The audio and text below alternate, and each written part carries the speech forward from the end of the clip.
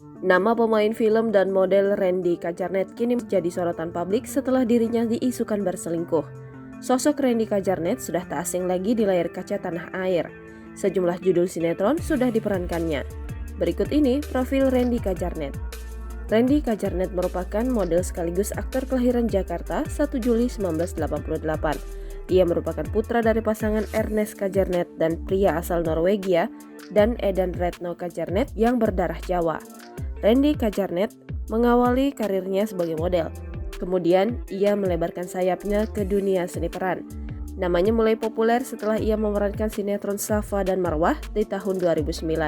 Setelah itu ia mendapat tawaran untuk membintangi film layar lebar berjudul Not For Sale di tahun 2009 dan film Gaby dan lagunya di tahun 2010. Randy diketahui menikahi Lady Veronica Nayoan pada 2014 silam. Dari pernikahan itu, keduanya dianugerahi dua anak yang bernama Reik Noah Kajarnet dan Selena Immanuel Kajarnet. Tak hanya itu, penyanyi Gita Gutawa pun mempercayakan kepada Randy untuk membintangi video klipnya yang berjudul Aku Cinta Dia. Sejak saat itu, Randy semakin dikenal oleh masyarakat luas. Tawaran untuk bermain film, sinetron, FTV, bahkan serial web pun berdatangan. Dari semua seni peran tersebut, Randy paling banyak main di dalam FTV. Jangan lupa subscribe, share, komen, dan like ya!